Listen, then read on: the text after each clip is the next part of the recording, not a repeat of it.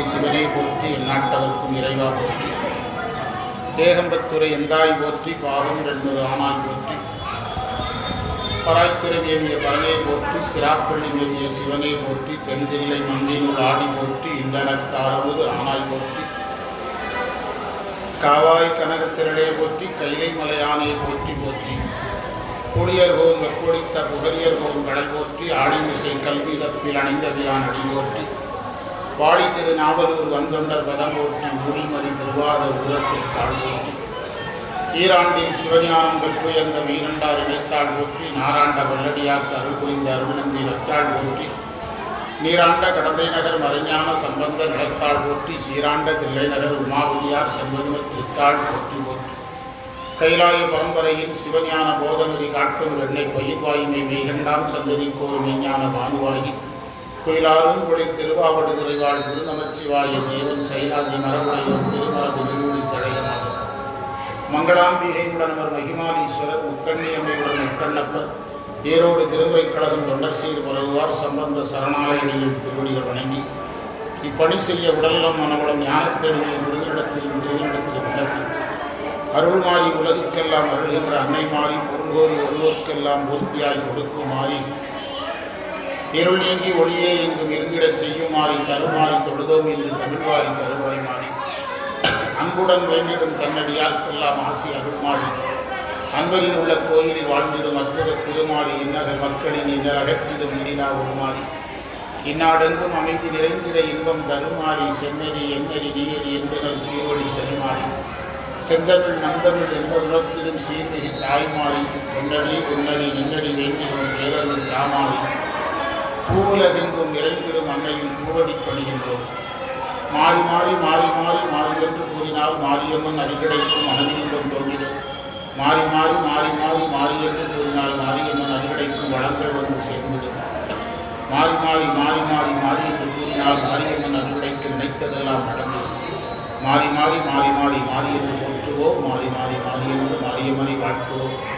அருட்பெருஞ்சோதி அருட்பெருஞ்சோதி தனிப்பெருந்தருணை அருட்பெருஞ்சோதி உலகலாம் உணர்ந்தோதற்கரியவன் நிலவிலாவிய நீர்மறி வேணியன் அழகில் சோதியன் அம்பலத்தாடுவான் மலர் சிலம்படி வாழ்த்தி வணங்குவான். எடுக்கும் மாக்கதை இந்தர்கள் செய்யுளாய் நடக்கும் மேன்மை நமக்கருள் செய்திட தடக்கை ஐந்துடை தாழ்சிறி நிர்முடி கடற்கழிப்பினை கருத்தினுள் இருக்குவான். தில்லைவாழ் அந்தனரே முதலாக சீர்படைத்த தொல்லையதாம் திருத்துள்ள தொகையார் பதம் போற்றி. ஒல்லை அவர் புராணகதை உலகறிய விரித்துரைத்த செல்வமறி குன்றத்தூர் சேக்கிழார் அடி போற்றி. இந்த இனிய வாய்ப்பை நமக்கு தந்த எல்லாம் உள்ள மாரியம்மன் திருவடிகளை வழங்கி திருக்கோயில் பரம்பரை அறங்காவலரி அவர்களுக்கும் செயலர்களுக்கும் ஆன்மீக பேரனுடைய தலைவர் செயல மருத்துவர் உறுப்பினர்களுக்கும் திருக்கோயில் சிவாச்சாரியாளர்களுக்கும் அலுவலர்களுக்கும் அடியார்களுக்கும் வணக்கம் சொல்லி நம்முடைய வகுப்பை தொடங்கலாம். நாம் முதல் பகுதியாக தெய்வ சேக்கிழார் அறிய பெரிய புராணத்தை நிறைவு செய்து இப்போ நாம் திரும்ப முதலிலிருந்து தொடங்கி இருக்கிறோம்.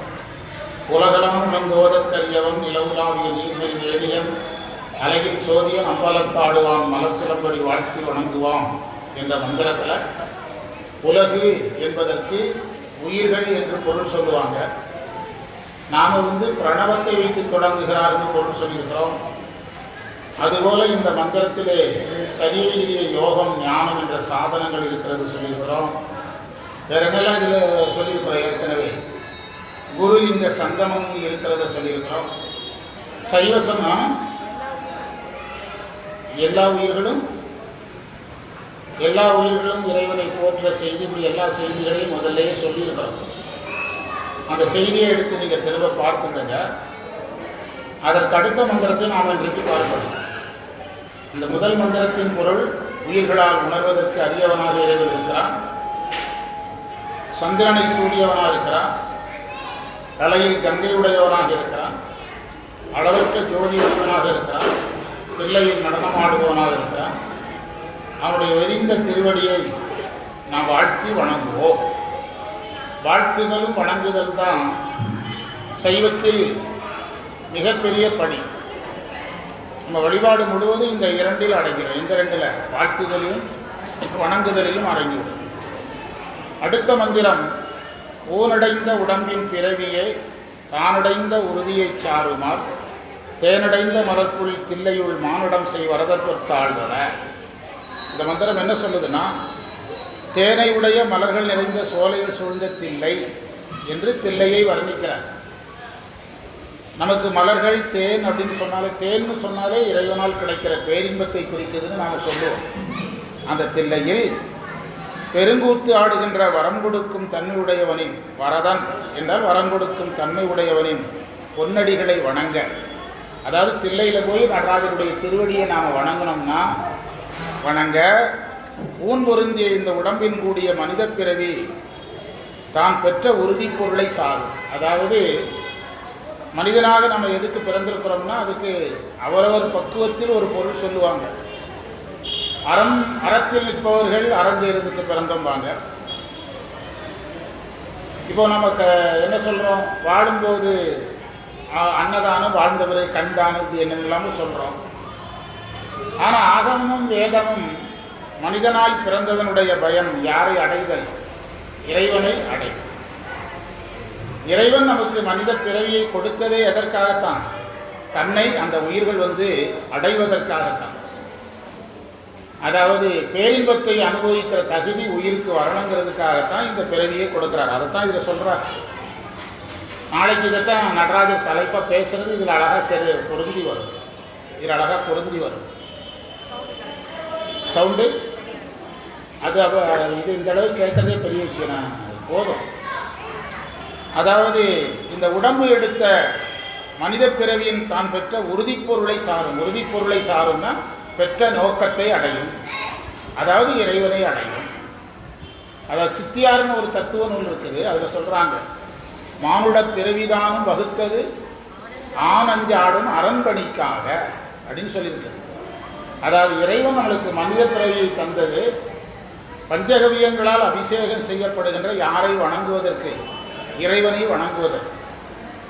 அதுதான் நான் சொன்னேன். அவரவர் பக்குவத்தில் ஒரு காரணம் சொல்லுவார். சமூக சேவராக இருந்தால் சமூக சேவை செய்கிறதுக்காகத்தான் மனிதனாக பிறக்கிறோம் பாரு. சமயம் இந்த ஒரு காரணத்தை தான் சொல்லுகிறது. உயிர்கள் தன்னை அடைய வேண்டும் என்பதற்காக இறைவன் பிறவியை கொடுக்கிறான். அப்போ நடராஜர் வழிபாட்டின் மூலமாக உயிர் யாரை அடைகிறது? இறைவனை அடைகிறது. அதைத்தான் ஊனடைந்த உடம்பின் பிறவியே, உடம்போடு இருக்கின்ற இந்த பிறவி தான் அடைந்த உறுதியை சாருமா, தான் அடைய வேண்டிய அந்த உறுதியாகிய இறைவனை அடையும். தேன் உடைய மலர்கள் நிறைந்த தில்லையை இருக்கின்ற, கொஞ்சம் வால்யூம் குறைச்சிங்கன்னா சரியா இருக்கும். தில்லையில் மிகப்பெரிய நடனத்தை செய்கின்ற வரம் கொடுக்கின்ற இறைவன் திருவடியை தொழுதார் அப்படின்னு சொல்றார். அதாவது முதல் மந்திரத்தில் நடராஜரை பேசியவர், முதல் மந்திரத்தில் நடராஜர் வழிபாட்டில் நம்ம செய்ய வேண்டியதை சொன்னார், வாழ்த்துவோம் வணங்குவோம். இரண்டாவது மந்திரத்தில் அதனுடைய பயனை சொல்றார். நம்ம தத்துவத்தில் சாதனையியல் பயனியல்னு சொல்லுவோம். மந்திரம் 1 சாதனையியல், மந்திரம் 2 பயனியல். அப்படி புரிஞ்சுக்கிட்டா போதும். மந்திரம் 2 பயனியல். வாழ்த்துங்கள் வணங்குங்கள் நறு மந்திரம் 1ல், மந்திரம் 2ல் நீங்கள் அடைய வேண்டியதெல்லாம் அடைஞ்சிடலாங்கிறாங்க. அரிய ஒரு அருமையான செய்தி. நீ மனிதனால் பிறந்த பிறவி பயனை அடைந்தெல்லாம் தில்லையில் சென்று யாரை வணங்கினார்? தானடைந்த உறுதியை தேனடைந்த மலர்ப்புளி தில்லையுள் மானுடம் செய் வரத பொற்றாட்பட. மானடம் பெரிய நடனம் என்று சொன்னார். நடனம் என்பதற்கு இயக்கம் என்று பொருள். இந்த பிரபஞ்ச இயக்கங்களிலேயே மிக அரிய இயக்கம் யாருடைய இயக்கம்தான்? நடராஜருடைய இயக்கம்தான். இறைவன் உயிர்களுக்காக செய்கின்ற தொழில்கள் 5ன்னு சொல்றோம். வேதம் 3 என்று சொல்லுகிறது. ஆகமம் வேதம் சொன்னதை விரித்து 5 என்று சொல்லுகிறது. திருமுறைக்கு ஆகமம் சொன்னதை சுருக்கி 2 என்று சொல்லுகிறது. வேதம் படைத்தல் காத்தல் அழித்தல் 3 தொழில்.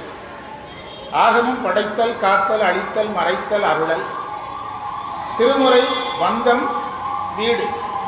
பந்தம்ங்கிறதெல்லாம் மறைத்தல் அடங்கிறோம், வீடுங்கிறது அருள் அடங்கிறோம். அப்போ இறைவனுடைய இந்த தொழில்களை எல்லாம் அந்த உலகத்தில் எத்தனையோ இயக்கங்கள் இருக்கலாம். ஆனால் இயக்கங்களிலே பெரிய இயக்கம் நடராஜருடைய இயக்கம். அதனால தான் என்ன நடனம்னாரு? மானடம், அது அந்த வார்த்தையே மிக அரிய வார்த்தை. இந்த உலகலாம்ங்கிறதுக்கு நான் ஏற்கனவே என்ன சொன்னேங்கிற பாயிண்ட் எல்லாம் எடுத்து வைங்க, நாளைக்கு அதை சொல்லணும், தனியாக எடுத்து வைங்க என்னெல்லாம் சொல்லியிருக்கேன்.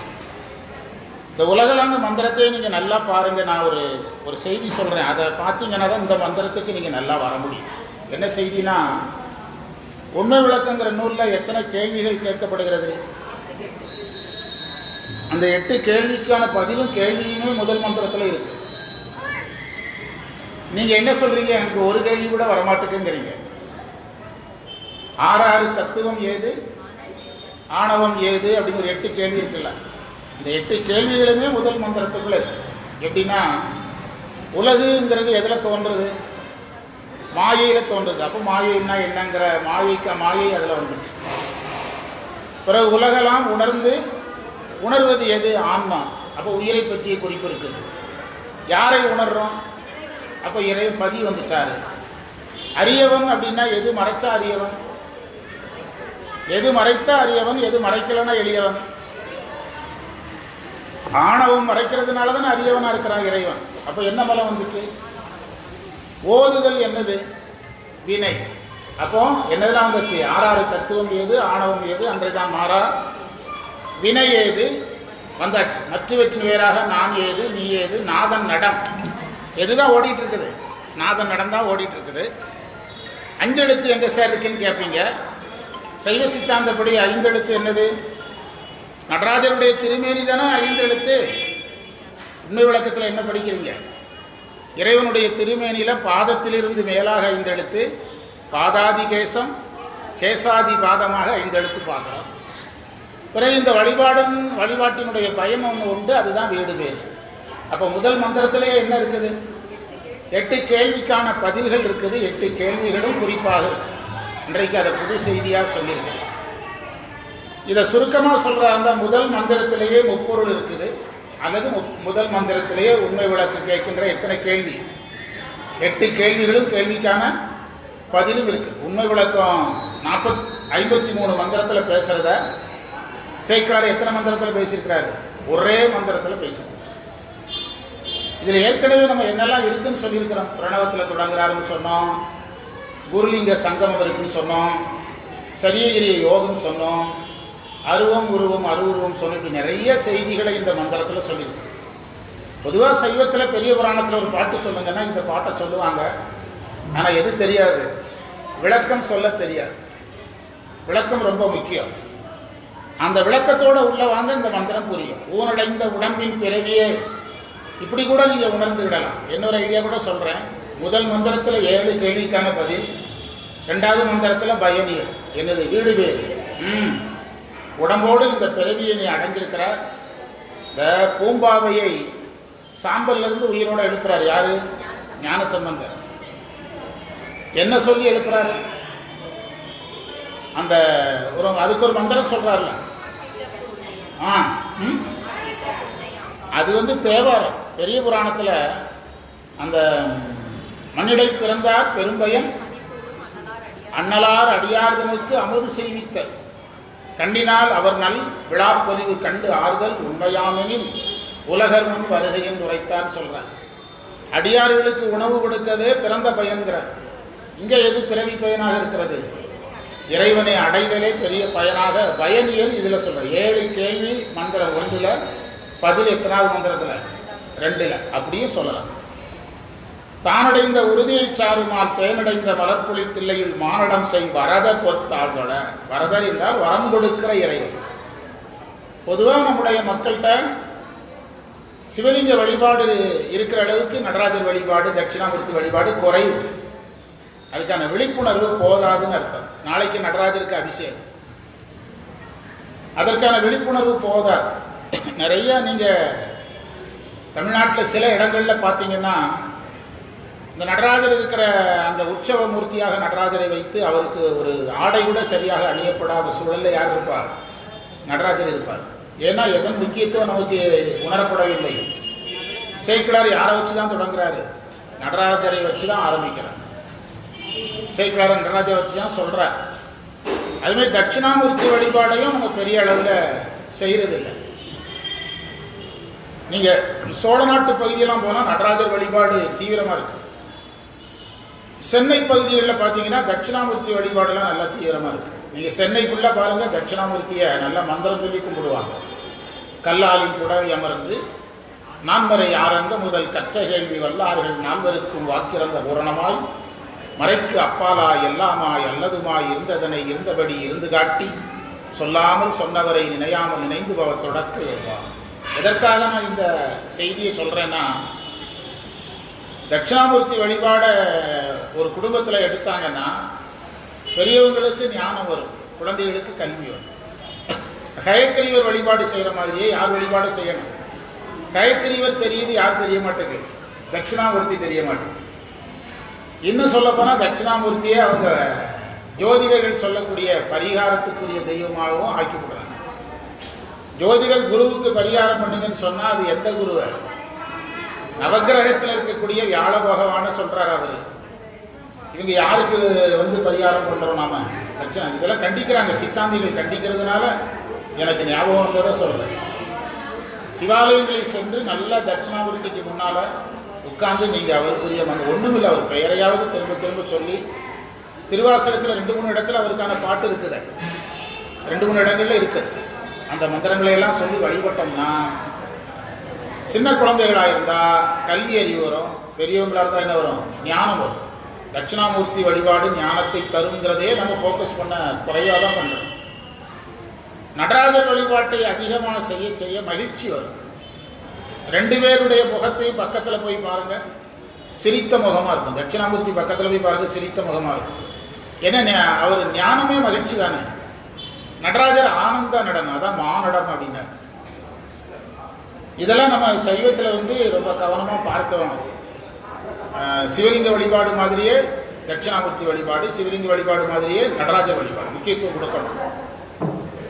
அது பெரிய வழிபாடுங்கிறதுனால 2 வருஷத்துக்கு 6 அபிஷேகம்னு வச்சுருக்காங்க. அதுக்காக அவரை கும்பிடக்கூடாதுன்னெலாம் ஒன்றும் கிடையாது. அது பெரிய ப்ராஜெக்டுங்கிறதுனால அதை பெரிய ஒரு கும்பாபிஷேகத்துக்கு சமமாக பெருசாக வச்சுருக்கிறாங்க. இதெல்லாம் உணர்ந்து இதில் சொல்கிறார் பார்த்தீங்களா, பிறவி பெற்ற பயனை அடையலாங்கிறார். யாரை கும்பிட்டார்? இப்போதான் தன்னுடைய நூலை சொல்றார். எடுக்கும் மாக்கதை இன்றமிழ் செய்யுடால் நடக்கும் மேன்மை நமக்கருள் செய்திட தடக்கை ஐந்துடை தாழ்செவி நீர்கொடி கடக்களித்தினை கருத்தினுள் இருத்துவாம். உயிர்களையெல்லாம் பாவங்களாகிய குற்றங்களிலிருந்து எடுத்து எடுக்கும் ஆக்கதை. இந்த பெரிய புராணம் படிப்பதனுடைய பயம் சொல்றார். எடுக்கும் ஆக்கதைங்கிறார். பேதித்து நம்மை வளர்த்து எடுத்த, அதே எடுத்ததான் சித்தியாரில் எடுத்தங்கிற வார்த்தை இருக்குது. எடுத்தல் என்றால் என்ன பொருள்னா, இறைவன் நம்மை குற்றங்களில் இருந்து எடுக்கிறார். குற்றங்கிறது உயிர் தெரிந்தும் செய்கிறது, தெரியாமலும் என்ன செய்கிறது? செய்கிறது. இந்த குற்றங்களை தான் நம்ம வினைங்கிறோம். குற்றங்களால் தான் துன்பப்படுறோம், குற்றங்களால் தான் கவலைப்படுறோம். இந்த குற்றங்கள் எல்லாம் இறைவனுடைய அருளால் அன்றி எந்த காரணத்தினாலையும் என்ன செய்யாது, நம்ம விட்டு போக. பெரிய புராணம் படிக்கிறதுனுடைய பயன் என்னங்கிறாரு, நாம் செய்த குற்றங்கள் எல்லாம் என்ன செஞ்சிட போயிடும். ஏன்னா இறைவன் அருள் கிடைக்கிறது. பிறகு இந்த நாயன்மார்களுடைய வரலாறை படிக்க படிக்க படிக்க அவங்களுடைய அந்த பண்புகளை எல்லாம் நம்ம நினைக்க நினைக்க நம்முடைய மனசில் என்ன குறைய ஆரம்பிக்குது? குற்றங்கள் குறைய ஆரம்பிக்குது. நாயன்மார்களுடைய அந்த நல்ல எண்ணங்கள், அவர்களுடைய திருத்தொண்டுகள், அவர்களுடைய சேவைகள், அதையெல்லாம் படிக்க படிக்க படிக்க நம்முடைய குணங்களும் என்ன செய்ய ஆரம்பிக்கிறது? மாற ஆரம்பிக்கிறது. நம்ம பெரிய புராணத்தில் நாயன்மார்களை பார்த்த மாதிரி யாரையும் பார்க்க முடியலன்னு சொல்கிறோம். அது தவறான செய்தி. தமிழ்நாட்டினுடைய எல்லா எல்லை வரைக்கும் நான் பேசுறதுக்காக போகிறேன். நாயன்மார்கள் இப்படி தான் இருந்திருப்பாங்கன்னு சொல்கிற மாதிரி நிறைய பேர் நான் சந்திச்சிருக்கிறேன், நிறைய பேரை சந்திச்சிருக்கிறேன். அந்த மாதிரி குடும்பங்கள் இன்னும் இருக்குது. ஈரோட்டில் ஒருத்தர் நம்ம சாமி பேசுகிறோம்.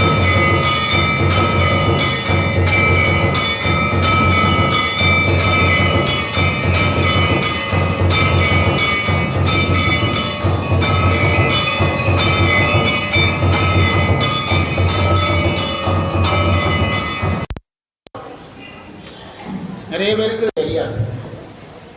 தேவாரத்தில் விநாயகர் பாடல் பிடியதன் உருவமை அப்படின்னு வருது. அதாவது சைவ சமய ஆராய்ச்சியின்படி விநாயகர் வழிபாடு பிற்காலத்தில் வந்தது. ஆதி காலத்தில் இருந்திருக்குது. ஆனால் ஒரு பெரிய அளவுக்கு சமயங்களில் விரித்து பேசுகிற அளவுக்கு இல்லை. இப்போ கிராமங்களில் விவசாயிகள் செய்கிறவங்கெல்லாம் விநாயகரை வழிபட்டுருக்கலாம், இல்லைன்னு சொல்ல முடியாது. ஆனால் சமய நூல்களில் விநாயகர் வழிபாடு வந்தது எப்போ தான்? பிற்காலத்தில். பொதுவாக நம்முடைய நூல்களெல்லாம் எடுத்த உடனே யாருக்கு பாட்டோட தொடங்கும்? ஆனால் இவர் எத்தனாவது பாட்டில் வைக்கிறாரு? அது அதிலிருந்தே தெரிந்து கொள்ளணும். அப்போ என்ன பொருள் என்றால், சேக்கிழார் காலத்தில் அப்போ தான் எது வர ஆரம்பிக்குதுன்னு அர்த்தம். விநாயகர் வழிபாடு வர ஆரம்பிக்கிறது. திருவாசகத்தில் விநாயகர் பெயரே கிடையாது. யார் பெயர் மட்டும்தான் இருக்குது? முருகன் பெயர் இருக்குது. வேலன் காதைங்கிறாரு, யார் பெயர் இல்லை. அப்படியானால் மாணிக்கவாசகர் காலத்தில் யார் வழிபாடு பெரிதாக இல்லை. விநாயகர் வழிபாடு இல்லைன்னு சொல்றதை விட அது விரிவாக இல்லாமல் இருந்திருக்குது. நூல்கள் எடுத்து பேசுற அளவுக்கு இல்லாமல் இருந்திருக்குது. தேவாரத்தில் முதல் பாடலாகலாம் விநாயகர் பாடல் கிடையாது. ஒரு பதிகத்துக்குள்ள பிடியதன் உருவுமைன்னு சொல்லி திருவலிவலம்ங்கிற தலத்தில் பாடப்படுற ஒரு பாட்டு தான். இதெல்லாம் கொஞ்சம் நீங்கள் சிந்திச்சிங்கன்னா இந்த விநாயகர் வழிபாட்டினுடைய சிறப்பு நமக்கு தெரிய ஆரம்பிக்கும். எடுக்கும் அக்கதை, இந்த பெரிய புராண கதையை ஒருத்தர் படித்தார்னா அவருக்கு குற்றங்களிலிருந்து அவர் விடுபடுகிறார். குற்றங்களிலிருந்து விடுபடுதல் என்பதன் பொருள் துன்பத்திலிருந்து விடுபடுகிறார். துன்பத்திலிருந்து விடுபடுகிறார்னா கவலைகளிலிருந்து விடுபடுகிறார். எதை கேட்டால் நாம் இது ராமாயணத்தில் இவருடைய பகுதி படிக்க சொல்கிறோம் இல்லை, யாருடைய பகுதி? சுந்தரகாண்டம். அது மாதிரி பெரிய புராணம் முழுவதையும் படிக்கணும். கதையாகவாவது தெரிஞ்சு வைத்திருந்தால் இதையெல்லாம் நம்ம வாழ்க்கையில் அனுபவிக்கணும். அதை நம்ம குற்றங்களில் இருந்து எடுத்து மேன்மையடைய செய்கிறது. எடுக்கும் அக்கதை இன் தமிழ் செய்யுளார். இந்த பெரிய புராணம் இனிய தமிழ் பாட்டுகளாக இருக்கிறது, இனிமையான தமிழ் பாட்டுகளாக இருக்கிறது. அதாவது பக்திச்சுவை நனி சொட்ட சொட்ட பாடிய கவிவலவ என்று சேக்கிழார் பிள்ளை தமிழ்ல சொல்லப்பட்டிருக்கிறது. யாருடைய தமிழ்? சேக்கிழாருடைய தமிழ். ராமாயணத்தை எடுத்துட்டீங்கன்னா அதுக்கு ஒரு தனிச்சிறப்பு. காப்பியத்தில் ராமாயணம் தலை சிறந்ததாக இருக்கிறது. ராமாயணத்துக்கு பிறகு சேக்கிழாரா, சேக்கிழாருக்கு பிறகு ராமாயணமாங்கிறது இன்னும் ஆய்வுல தான் இருக்குது. 9ஆம் நூற்றாண்டு ராமாயணத்துக்கு முன்பு சேக்கிழார்னா 9ஆம் நூற்றாண்டில் சேக்கிழார் வந்திருக்கணும்.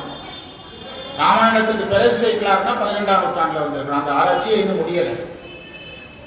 2 பேருடைய முதல் பாடலும் ஒரே மாதிரி இருக்குது. இவர் உலகலாம் நோதற்கரியவன் நிலவுலாவிய நீர்மலி வேடி என்கிறாரு. அவர் உலகம் யாவையும் நிலைவெறுத்தல்ங்கிறாரு. இந்த ஆராய்ச்சியெல்லாம் ஞானிகள் செய்து கொண்டிருக்கிறாங்க. ஆனால் பெரிய பெரிய சோசோமி சுந்தரமையெல்லாம் கம்பருக்கு பிறகுதான் யாருக்கிறாரு? சேக்கிழாருங்க. ஆனால் அந்த இடத்துக்கு ஏன் வந்தேன்னா, எல்லா நூல்களுக்கும் ஒவ்வொரு சிறப்பை நீங்க சொல்லலாம். ஆனால் பக்தி அன்பை சேக்கிழார் அளவுக்கு யாராலையும் சொல்ல முடியாது.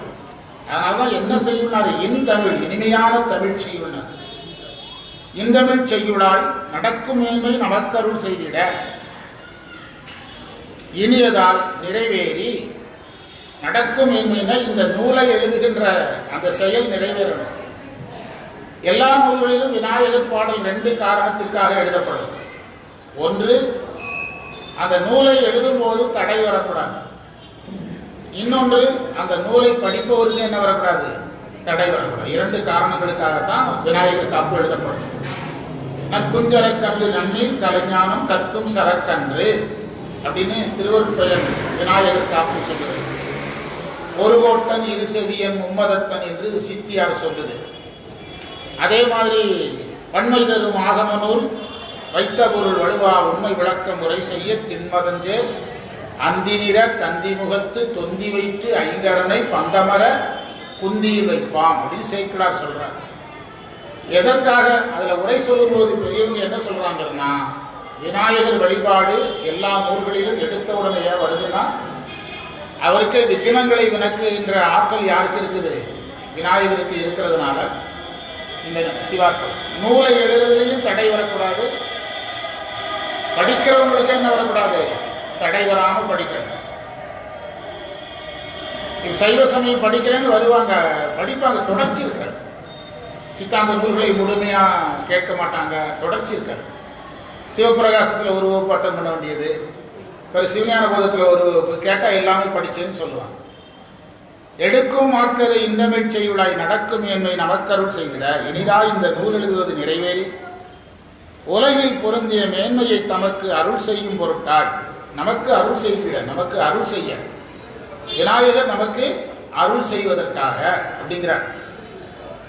செய்திட தடக்கை ஐந்துடை தாழ்செவி நீள்முடி கடக்களிட்டினை 5 பெரிய கைகளையும் தாழ்ந்த காதுகளையும் நீண்ட முடிகளையும் உடைய மதயானையும் முகம் கொண்ட விநாயகப் பெருமானை எனது கடக்களிட்டினை கருத்துள் இருத்துவான். இந்த கருத்துள் இருத்துவான்னா என்ன பொருள்னா, பொதுவாக அருள் நூல்களை எல்லாம் யோகத்தில் இருந்து படித்தாதான் அந்த நூலை அனுபவிக்க முடியும். சரியை வழிபாட்டுக்காரன் என்பவன் யாருன்னா, கோயில் வழிபாடு செய்பவன். கோயிலுக்கு இப்போ நான் கோயிலுக்கு ஒரு கோயிலை கூட்டி பெருக்கிறேன்னா நான் சரியைவாதி. கிரியைவாதினா இப்போ நம்ம வீட்டில் சிவ பூஜை பண்ணுறோம்னா நமக்கு கிரியைவாதின்னு பேர். யோகி என்பவன் இறைவனை எங்கே பார்க்கணும்? இந்த நூலை படிக்கிறதுக்கு சரியை சாதனம் மட்டும் போதாது, கிரியை சாதனம் மட்டும் போதாது. எதுவும் வேணும்? யோகமும் வேணும். யோகம்னா ஜாதகத்தில் இருக்கிற யோகம் இல்லை, சிவயோகம். அந்த யோகம் எதற்கு தேவைன்னா, நீங்கள் பகவத்கீதையில் கிருஷ்ணர் அர்ஜுனனுக்கு எதுக்கு அவ்வளோ பெரிய உபதேசம் பண்ணுறாரு? இந்த கிருஷ்ணர் ஏன் அவ்வளோ உபதேசம் பண்ணுறாருன்னா, அர்ஜுனனுடைய மன ஒருமை கெட்டு கிடக்குது. போர் செய்வது சரியா, உறவினர்களை பார்க்கிறது சரியா? தர்மம் என்ற பெயரில் சொந்தக்காரங்களை எல்லாம் கொல்லுவது நியாயமா? இந்த கேள்வியெல்லாம் யாருக்கு வருது? அவனுடைய மைண்டில் ஒரு ஸ்டெடி மைண்ட் இல்லை, காண்டிவத்தை கீழே போட்டுட்டான். அப்போதான் அவனுடைய மனநிலையை ஒருமைப்படுத்துறதுக்கு தான் அவருக்கு பக்தி யோகம், ஞான யோகம் எல்லாத்தையும் யார் சொல்லிக் கொடுக்குறார்? கிருஷ்ணர் சொல்லிக் கொடுத்து அவர் சொல்லிக் கொடுக்குறார். அதாவது தர்மத்திற்காக எதை வேண்டுமானாலும் இழக்கலாம், எதற்காகவும் தர்மத்தை இழக்காது. நான் பகவத்கீதை படித்த குரு அடிக்கடி சொல்லுவாங்க, தர்மத்தை கடைபிடிப்பதற்காக எதை வேண்டுமானாலும் இழக்கலாம், ஆனால் எதற்காகவும் தர்மத்தை இழக்காது, தர்மத்தை விட்டு கொடுக்காது அப்படின்னு சொல்லுவாங்க, அடிக்கடி சொல்லுவாங்க. நாங்கள் பகவத்கீதை படிச்சுட்டு இருக்கும்போது ஒரு முறை நம்ம உடுமலைப்பேட்டை நகராட்சி தேர்தல் வந்தது. அந்த தேர்தலில் நிற்கிறவங்க வேட்பாளர் எல்லா இடத்துலையும் தான் ஓட்டு கேட்பாங்க. அதை நம்ம ஒன்றும் பண்ண முடியாது. வகுப்புக்குள்ளே வந்துட்டாங்க, வகுப்புக்குள்ளே ஓட்டு கேட்டாங்க. அப்போ எங்கள் குருக்கிட்ட ஓட்டு கேட்டாங்க, எங்களுக்கெல்லாம் ஓட்டு போட சொல்லுங்க. அவங்க ஒன்றுமே சொல்லலை, தர்மம் ஜெயிக்கும் அப்படின்னு சொல்லிட்டு விட்டுட்டாங்க. தர்மம் ஜெயிக்கும். பகவத்கீதை படித்தாலே அந்த சிந்தனை தான் வரும், என்ன ஜெயிக்கும்? தர்மம் ஜெயிக்கும். அந்த தர்மம் ஜெயிக்குங்கிற எண்ணம் வந்தாலே நமக்கு மன உரிமை என்ன செஞ்சிடும், வந்துடும். இப்போ இந்த குறிப்பிட்ட விஷயத்தில் நம்ம தோற்றுவோமோ ஜெயித்துருவோமோ அந்த பயம் இதுக்கு.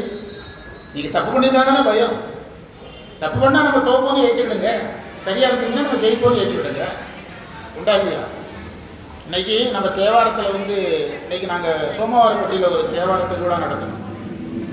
அதில் 2 இடத்துல வருது, அதாவது கடுஞ்சொல் சொல்லக்கூடாதுன்னு 2 பேருடைய உரையில் வந்தது. கடுஞ்சொல் சொல்லக்கூடாது அப்படின்னு. கடுஞ்சொல் சொல்லக்கூடாதுன்னு யார் சொல்லக்கூடாது? அதாவது நான் சொல்லக்கூடாதா, நீங்கள் சொல்லக்கூடாதா, பிறர் சொல்வதற்கு நாம் காரணமாகவும் இருந்துவிடக்கூடாது. அதுதான் அதில் இருக்கிற உள் தர்மம், தர்மத்துக்குள் இருக்கிற தர்மம். கடுஞ்சொல் எப்போ வருதுன்னு பார்க்கணும். கடுஞ்சொல் சொல்வதற்கு நம்ம யாராயிருவோம்? காரணமாக இருந்து கொண்டு என்ன சொல்லுவோம்? கடுஞ்சொல் சொல்லிட்டாரு. ஏன் சொன்னாருங்கிறத என்ன செய்ய மாட்டான், கடைசி வரைக்கும் சொல்லவே மாட்டான். இந்த 2 சைடு தர்மமும் முக்கியம். கடுஞ்சொல் சொன்னார் என்பதை விட கடுஞ்சொல் சொல்வதற்கு நான் காரணமாகிவிட்டேங்கிறது ரொம்ப முக்கியம். அதனால இந்த தர்மங்களெல்லாம் புரிஞ்சாதான் நம்ம சரியாக இருக்க முடியும். அதனால மன ஒருமை வேணும்னா நம்ம நேர்மையாக இருக்கணும். அதைத்தான் நீங்கள் இதை சொல்லுங்க, இந்த மந்திரத்தை. இப்போ நான் சொன்ன உண்மை விளக்க முதல் பாடல், வன்மை தரும் ஆகமனுள் வைத்த பொருள் வலுவா உண்மை விளக்க முறை செய்ய திண்மதன்று அந்திர தந்தி முகத்து தொந்தி வைத்து ஐந்தவருடைய பந்தமர உந்தியில் வை பங்க கருத்துள் இருத்துவா. சிவபிரகாசம் படிங்க, அங்கே இதே தான் வருது. சித்தியார் படிங்க, அங்கே இதே தான் வருது. எங்கே வைப்போம்னு என்ன தெரிகிறது? எந்த ஒரு சமய நூலை படிப்பவனாக இருந்தாலும் அவன் தன்னை எதற்கு தயார்படுத்திக் கொள்ள வேண்டும்? யோகத்திற்கு தயார்படுத்திக் கொள்ள வேண்டும். யோகத்திற்கு தயார்படுத்திக் கொள்ளவில்லை என்றால் அந்த நூலை நாம் முழுசா என்ன செய்ய முடியாது, புரிய முடியாது. மாணிக்க வாசகர் சீலம் இன்றி நோன்பின்றி செறிவே இன்றி அறிவின்றிங்கிறார். சீலம்னா சரியை, நோன்புனா கிரியை, செறிவுனா சாமிகிட்ட ஒட்டுறது, செறிந்து இருத்தல். செடிகள் ரொம்ப நெருக்கமா இருந்தா செறிந்து இருக்கும்பாங்க, சாமிகிட்ட நெருங்கிறதுக்கு பேரு செறிவு. அறிவுங்கிறது ஞானம். எத்தனை மார்க்கம் சொல்றாரு? 4 மார்க்கம் சொல்றாரு. சீலமின்றி நோன்பின்றி செறிவே இன்றி அறிவின்றின்னு சொல்றாரு. அப்போ நம்ம இன்றைக்கு தெரிந்து கொள்ளணும், எந்த ஒரு நூலை படிக்கிறதா இருந்தாலும் நம்மை எதற்கு தயார் செய்து கொள்ள வேண்டும்? யோகியாக நம்மை தயார் செய்து கொள்ள வேண்டும். நீங்க யோகத்திலிருந்து ஒரு நூல் படிச்சா வேறு வேறு கருத்துக்கள் எல்லாம் நமக்கு தோண ஆரம்பிக்கும். தடக்கை 5 உடை, பெரிய கை 5 நாள். ஏன் கைகளை சொன்னாரு? முதல் வரி என்னது? எடுக்கும் ஆக்கதை. புரியுதா? நம்முடைய சமயத்துல மாரியம்மனுடைய கையா இருக்கலாம், எந்த தெய்வத்துடைய கரங்களும் அருளாகவே பார்க்கலாம். நமக்கு சாமியுடைய கையின்னு தான் தெரியும். ஆனா ஆகமம் வேதம் இறைவனுடைய கையை எது என்று சொல்லுகிறது? அருள் என்று சொல்லுது. பேதித்து நம்மை வளர்த்து எடுத்த பெய் வளை. வளையல்னா வளையல் அணிந்தவள் அர்த்தம். வளையல் அணிந்ததுன்னா அப்ப எதை குறிக்குது? கையை குறிக்கிறது, கையை தான் குறிக்கிறது. அப்ப இந்த உயிரை குற்றங்கள் இருந்து எடுக்கிறதுக்கு விநாயகர் ஒரு கை அல்ல, எத்தனை கை வச்சிருக்கிறாரு? 5 கை வச்சிருக்கிறார். அது எப்படி கையா? பெரிய கைங்கிறார். அப்ப நமக்கு ஒரு நம்பிக்கை வரணும், நாம குற்றங்களில் இருந்து நம்ம எடுக்க விநாயகர் எத்தனை கரங்களோட இருக்கிறாரு? 5 கரங்களோட இருக்கிறார். அதனாலதான் ஔவையார் அகவல் பாடும்போது வேகமா பாடினாங்களாம். விநாயகர்கிட்ட ஏன் கேட்டதுக்கு, சுந்தரெல்லாம் கைலைக்கு போயிட்டு இருக்கிறாரு, நானும் போகணும் தாங்களாம். அதுக்கு ஔவையார் என்ன சொன்னாங்களாம்? மெதுவா பாடுங்க, நான் மிக பலம் படைத்த ஒரு கடவுள், தும்பிக்கையில் எடுத்து வீசினாலும் நீங்க எங்க போய் விழுந்துடலாம், கையில போய் விழுந்துடலாம் அப்படின்னு ஔவையார்கிட்ட யார் சொன்னாராம்? அப்படி சொன்ன விநாயகர் கோயிலுக்கு நான் போயிருக்கிறேன். ஊர் மறந்துட்டு அந்த தலத்துக்கே நான் போயிருக்கிறேன், அந்த விநாயகர். அதனால என்ன கை? தடக்கைனார், பெரிய கை. நமக்கு விநாயகரை பற்றிய ஒரு நல்ல செய்தி இன்னைக்கு. விநாயகர் வழிபாடு நல்லா நம்பணும்னா நம்மளை எத்தனை கரங்கள் வச்சு தூக்குவாரு. இப்போ நம்ம பஸ்ல இருந்து கீழே விழுறோம், யாராவது ஒருத்தர் பிடிக்கணும், அவர் வண்டியை பிடிச்சிட்டு நம்மளை பிடிக்கணும். எத்தனை கரத்துல தான் தாங்க முடியும்? ஒரு கரம் தான். சினிமாலெல்லாம் மலைகள்ல இருந்து கீழே விழுற மாதிரி ஹீரோ காப்பாற்றுற மாதிரி வரும். ஒரு கட்டத்தில் முடியாம என்ன செஞ்சுவாரு? விட்டுருவாரு. ஆனா விநாயகர் அப்படி என்ன செய்ய மாட்டாரு? விடமாட்டார். தடக்கை 5 உடை தாழ் செவி. நேற்று தான் சொன்னோம், குலை அணிந்த தொங்குகின்ற காதுன்னு தேவாரத்தில் படிச்சோம். அதாவது நம்முடைய மந்திரங்கள் எல்லாம் இறைவனுடைய காதைய விரிவா பேசுறாங்கன்னா, இறைவனுடைய செவிதான் நம்முடைய விண்ணப்பங்களை கேட்கிறது. செவிதான் விண்ணப்பங்களை கேட்கிறது. அப்பா நீதான் கேட்டு அருள்ங்கிற. ஞானசம்பந்தர் இறைவனை முழுதா பார்த்தாரு, அம்மையோட பார்த்தாரு. ஏன் தோளுடைய செவியன்னாரு? விண்ணப்பங்கள் யாருடைய காதுல போய் விழணும்? இறைவனுடைய காதுல போய் விழணும். நம்ம சாதாரணமா எடுப்போமே, குறிப்பிட்ட இவரை சந்திக்க போறேன், கொஞ்சம் விஷயங்கள் பேசிட்டு வரணும் அப்படின்னு சொல்றோம்னு வச்சுக்கோங்க. அவருக்கு காது கேட்காதுன்னா என்ன சொல்றாங்க? கொஞ்சம் சத்தமா பேசுங்க, அவருக்கு காது கேட்காதுன்னு சொல்லி அனுப்புறாங்கல்ல. ஒரு சந்திப்புல முதல்ல எதுதான் முக்கியம்? கம்யூனிகேஷன் தான் முக்கியம். அதனாலதான் விநாயகருக்கு எதை சொன்னாரு? செவி. விநாயகர் நம்மை குற்றங்களில் இருந்து எடுக்க தயாராக இருக்கிறார். நம்முடைய விண்ணப்பங்களை எல்லாம் கேட்க தயாராக இருக்கிறார். விண்ணப்பங்களை சிலர் கேட்கவே மாட்டாங்க. அதாவது நமக்கு எது செய்யலன்னா கூட பரவாயில்ல, காது கொடுத்து ஒரு உருக்கமா கேட்டா கூட பரவாயில்லன்னு சொல்லுவோம். நாங்க எங்க டிபார்ட்மெண்ட்ல, நான் எஜுகேஷன் டிபார்ட்மெண்ட்ல 18 வருஷம் இருந்தேன். திடீர்னு தலைமை ஆசிரியர் ஏதோ டென்ஷன்ல திட்டிடுவார். திட்டினோன்னா ஆசிரியர் வகுப்பறையில் புலம்புனா யாருமே அந்த புலம்பலுக்கு பதில் சொல்ல மாட்டாங்க. ஏன்னா பதில் சொன்னா ஹெச்எம் ரூமுக்கு போயிடும். இந்த மாதிரி இந்த வார்த்தையாவே புலம்புனாரு, இந்த வார்த்தையார் அதுக்கு ஜாலரா போட்டாரு. ஆனா நீங்க 2 வார்த்தை நம்ம ஆறுதலா, என்ன சார் இப்படி பேசுறது கூடாது, பாவம் தான், ஒரு வார்த்தையார் மனசு வந்துட்டாரு, அப்படி பேசி கூட 2 வார்த்தை சொன்னா அவருக்கு என்னதான் இருக்கும்? ஒரு ஆறுதலா. தலைமை ஆசிரியரை கூப்பிட்டு நீங்க ஏன் அப்படி சொன்னீங்கன்னு கேட்டா, சார் அவர் புலம்பும் போது என்னதான் சார் சொல்றாரு, ஆள் அழுகிற மாதிரி பேசுறாரு, 2 ஆறுதலாக 2 வார்த்தையை சொல்றது தான், அதுக்காக உங்களை தப்பா பேசிக்கணும் அர்த்தமா சார் தைரியமாக சொல்றேன். நான் வேலை பார்க்கும்போது எங்கள் பள்ளிக்கூடத்தில் என்ன நடந்தாலும் எனக்கு தகவல் வந்துடும். ஏன்னா அவங்க பேசுகிற வார்த்தைக்கு மதிப்பு கொடுத்து நான் பதில் சொல்லுவேன். அதனால தேசிய உனக்கு இந்த தகவலும் எப்படி வருதும்பாங்க. எல்லார்ட்டையும் எல்லாரும் சொல்ல மாட்டாங்க. நீங்கள் பேசுனாதான் அவங்க என்ன செய்வாங்க, பேசுவாங்க. விநாயகர் எதை தயாராக வச்சுட்டு இருக்கிறாரு? தாழ் செவின்னா காது, பெரிய காதுன்னு அர்த்தம். நேற்று தான் படித்தோம். காதை நல்லா வச்சு கேட்டு இறைவனுடைய அருள்ல 2 தான். முதல்ல கை தான், செவி 2 தான் ரொம்ப முக்கியம். அதனாலதான் எடுக்கும் மாக்கதை தடக்கை 5 5 கையை வச்சு தூக்க ரெடியா இருக்கிறாரு விநாயகர். சிவபெருமா இப்போ 2 கையோட ஒரு சாமி வர்றாரு, 5 கையோட ஒரு சாமி வர்றாருன்னு நமக்கு யார் மேலதான் நம்பிக்கை அதிகமா வரும்? 5 கையோட வர்றவர் மேலதான் நம்பிக்கை. முருகர் அதையும் மிஞ்சிடுறாரு. எத்தனை கையோட வர்றாரு? 12 கையோட. முருகரோட விநாயகரை வந்தா நம்பிக்கை யார் மேலதான் அதிகமா வரும்? முருகர் மேல வருமா? ஆனா இவர் சொல்வார் தும்பிக்கை இல்லை பாரு. இவர்கிட்ட கேட்டா என்ன சொல்வாரு? என் தம்பிக்கு தும்பிக்கை கிடையாது, எனக்கு என்ன இருக்குது? தும்பிக்கையும் இருக்குதுன்னு பாரு. இப்படியெல்லாம் சமயங்களை பார்க்கணும். நம்ம சமயங்களை இப்படியெல்லாம் நம்ம தேடி தேடி பார்த்தாதான் சமயத்தை அனுபவிக்க முடியும். நம்முடைய சமயத்தை நாமளே அனுபவிக்க மாட்டேங்கிறோம், அனுபவிக்கணும். அதாவது மலையே வந்து வீழினம். நாங்கள் ஒரு தேவாரம் படித்தோம், அப்பர் பாடுறாரு, வீட்டில் போய் அதை கண்டுபிடிச்சு பாடுங்க. மலையே வந்து விழுந்தாலும் கவலைப்படாத, சிவபெருமான் இருக்கிறார் காப்பாற்றுவார்னு அப்பர் பாடுறார். இன்னொரு இடத்துல சொல்றாரு, மந்திரத்தை சொல்றதுக்கு வாய் இருக்குது, நாக்கு இருக்குது, சொல்றதுக்கு மந்திரம் இருக்குது, காப்பாற்றுறதுக்கு சிவபெருமான் இருக்கிறாரு, எதுக்கு நீ கவலைப்படுற அப்படின்னு கேட்கிறாரு. இது போன்ற நம்பிக்கையான மந்திரங்கள் எல்லாம் நம்ம சமயத்துல வடமொழியிலும் தமிழிலும் நிறைய இருக்கு. நாம் அதுகளெல்லாம் படிக்காமல் புதுசாக யாராவது தன்னம்பிக்கை, அவனே தன்னம்பிக்கை இல்லாதவன், தன்னம்பிக்கை இல்லாமல் தான் நூல் எழுதி அதை வித்து குடைக்கிறான்.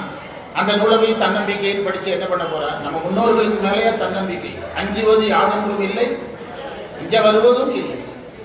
திருநாவுக்கரசர் கைலை காட்சி பார்க்க போறாரு. அப்போ அவருடைய போகும்போது அவர் ரொம்ப சிரமப்படுறாரு, நடக்கிறாரு, கால் தேய்கிறது. நம்ம காலில் ஒரு முள் குத்துனா கூட நின்றுடுறோம்ல, நெருஞ்சி முள் நிறைய கிடக்கும் போது தெரியுது, நான் வரல அப்படின்னு நின்று கொடுப்பேன். கிராமங்களில் நான் விவசாய குடும்பத்தை சேர்ந்தவன். கிராமங்களில் கிழுவ மரம் ஒரு மரம் இருக்குது இல்லை, கிழுவங்காடுன்னு ஒரு ஊரே இருக்கு நம்ம ஊர், வேலியில் இருக்கும் கிழுவ மரம். அது பார்த்துருக்கீங்களா? சும்மா தலையாட்டுறீங்களா? எங்க தமிழ் வாத்தியார் சொன்னதுதான் ஞாபகம் வருது. அதெல்லாம் வேலியே இருக்கும், முள்ளு முள்ளா இருக்கும். கூட்டு போய் ஒரு நாள் காட்டுவோம், ஆம்பி குடிச்சிட்டு போய். எங்க தமிழ் வாத்தியார் கேட்டார், ஒருத்தன் கேட்டார், ஆலமரம் எப்படி இருக்குன்னு கேட்டார். ஆலமரம் அரச மரம் மாதிரி வேலியில படர்ந்துருக்கும் அப்படின்னாங்க. அப்ப இவனுக்கு எந்த மரம் தெரியாதுன்னு இருக்கு. ஆலமரம் அரச மரம் மாதிரி வேலியில படர்ந்துருக்கும் அப்படின்னாங்க. தெரியாதுன்னு நம்மால் கடைசி வரைக்கும் சொல்ல மாட்டாங்க. சிலர் பார்த்தீங்கன்னா பஸ் ரூட் கேட்டீங்கன்னா பயங்கரமா சொல்லுவாங்க, கடைசியில் அவனுக்கு எதுவுமே தெரியாது. அப்படிதான். அதே மாதிரி இந்த என்ன சொல்லி கிழுவ மரம், அந்த மரத்தை என்ன செய்வாங்கன்னா நல்ல பருமனான பகுதியை வெட்டி, இந்த முனிவர்கள்லாம் மரக்கட்டையில் செருப்பு போடுறாங்கல்ல, அந்த மாதிரி செருப்பு போடுவாங்க. எங்கள் அப்பாலாம் வரை தயாரிச்சுடுவார். எந்த முள்ளும் அதில் ஏறாது. எந்த முள்ளுமே, முள்ளு தான் செதையுமே தவிர செருப்பு அப்படியே இருக்கு, டேமேஜ் ஆகாது. அந்த மாதிரி செருப்பு போட்டு தைரியமாக முள்ளில் நடப்பாங்க. எந்த முள்ளையும் ஓங்கி மிதிப்பாங்க. நீங்கள் திருச்செந்தூர் பக்கமெல்லாம் போறீங்கல்ல, நிறைய முள் மரங்கள் எல்லாம் இருக்குதுல்ல, அதையெல்லாம் இடம் விட்டு இடம் எப்படி கொண்டு போறாங்க? ஜேசிபியில் வச்சா கொண்டு போறாங்க, தலையில வச்சு தான் சுமப்பாங்க அந்த முள்ளையெல்லாம். அதுக்கு ஒரு ஓலை சும்மாடு உண்டு, அது மேலே வச்சு சுமந்துட்டு போயிட்டே இருப்பாங்க. அதெல்லாம் அந்த தொழில் கலை. அப்போ அந்த எதா இருந்தாலும் அதில் நமக்கு என்ன இருக்கணும்? பழக்கம் இருக்கணும். ஒரு சின்ன முள்ளு கிடந்தா கூட ஒரு பாதையில் போகிறதுக்கு நம்ம என்ன செய்யறோம்? பயப்படுகிறோம். ஆனால் விநாயகர் நமக்கு 5 கைகளை உடையவராக, நீண்ட செவி உடையவராக, நீள் முடி. நீங்க விநாயகர் சிலையை பார்த்தீங்கன்னா, விநாயகர் சதுர்த்தியில் அது நல்லா பார்க்கலாம். அந்த தலைக்கு மேல நல்ல உயரமா கிரீடம் மாதிரி வச்சிருப்பாங்க. விநாயகருக்கு பெரிய கிரீடம் மாதிரி வச்சிருப்பாங்க. நீள்முடி கடக்களிட்டினை, கடம்னா மதம் என்று பொருள். மதம் பிடித்தல் என்பதற்கு கடம் என்று பொருள். கடம்னா மதம். கரக்கோயில், திருக்கரக்கோயிலா இன்னைக்கு தான் சொன்னோம். கரக்கோயில்னா இன்னைக்கு வரைக்கும் பொருள் கண்டுபிடிக்க முடியல. சி.கே. சுப்பிரமணிய முதலியார் சொல்றாரு, கர என்பது கரகத்தை குறிக்கும். கரகம்னா குடம். இந்திரனுக்கு அமிர்த குடம் கொடுத்ததுனால எந்த கோயில்? கரக்கோயில். இந்த ஆராய்ச்சிகள் எல்லாம் நம்ம செய்யணும். இப்ப கடற்களின்னு ஏன் சொன்னாரு? மதம் பிடித்த யானைங்கிறாரு. ஏன் சொல்றாரு அப்படின்னா, விநாயகருடைய முகத்துல உடம்புல 3 இடங்களில் நீர் வடியும். கண்ண மதம், கோச மதம், கபால மதம் இப்படியெல்லாம் சொல்லுவாங்க. அந்த புராணம் கண்ணில் இருந்து தண்ணி வடிச்சுட்டே இருக்கும், கன்னத்துல வடித்து கொண்டே இருக்கும். இதெல்லாம் நம்ம அதை ஒரு நீர்னு பார்க்கிறோம். ஆனால் சாஸ்திரம் என்ன சொல்லுதுன்னா, அந்த தண்ணீர் அவருடைய கிரியாசக்திக்கும் ஞான சக்திக்கும் அடையாளம்னு சொல்லுது. கிரியாசக்திக்கும் சாஸ்திரத்தில் அது விரிவா இருக்குது. அதை புரிகிறதே கஷ்டம். நீங்க சித்தாந்தத்தில் இருக்குது.